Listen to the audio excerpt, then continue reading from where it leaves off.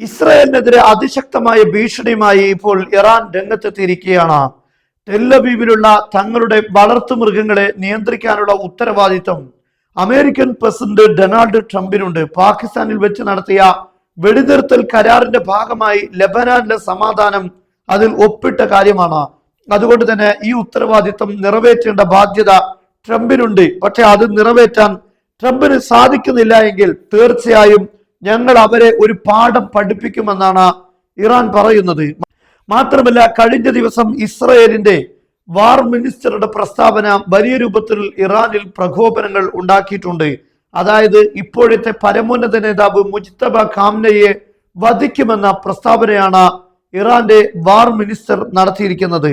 ഇതിനെതിരെ അതിശക്തമായ തിരിച്ചടിയാണ് UN-ൽ ഇറാൻ പ്രതിനിധി നടത്തിയിരിക്കുന്നത്.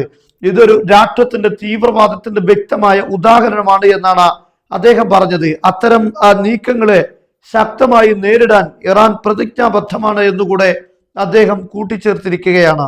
അതേസമയം അമേരിക്കയും ഇസ്രയേലും ആക്രമണം നടത്തിയ ഒരു ആണവ റിയാക്ടറും സന്ദർശിക്കുവാനോ അല്ലെങ്കിൽ അവിടെ പരിശോധന നടത്താനോ ഒരു സംവിധാനത്തിനും സാധ്യമല്ല.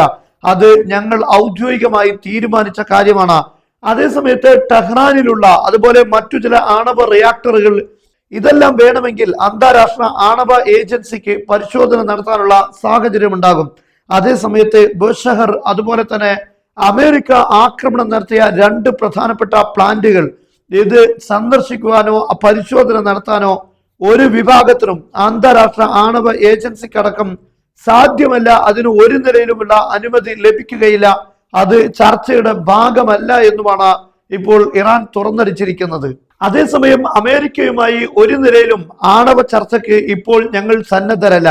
അമേരിക്ക മുന്നോട്ട് വെച്ച കാര്യങ്ങൾ പൂർത്തീകരിച്ചാൽ മാത്രമേ, അതായത് പാകിസ്ഥാനുമായി ചേർന്ന് നടത്തിയ ആ ഒരു വെടിനിർത്തൽ കരാറിൽ അതിൽ പ്രധാനപ്പെട്ട ചില പോയിന്റുകൾ അത് നടപ്പിലാക്കേണ്ട ഉത്തരവാദിത്തം അമേരിക്കക്കുണ്ട്. അത് നടപ്പിലാക്കാത്ത കാലത്തോളം ഒരു ആണവ ചർച്ചക്കും ഇറാൻ തയ്യാറാവുകയില്ല. അതിൽ പ്രധാനപ്പെട്ട ഒന്നാണ് ലെബനാനിൽ നിന്ന് ഇസ്രായേൽ സേന പിന്മാറണം എന്നത്, അവിടെ സമാധാനം സ്ഥാപിക്കണമെന്നത്.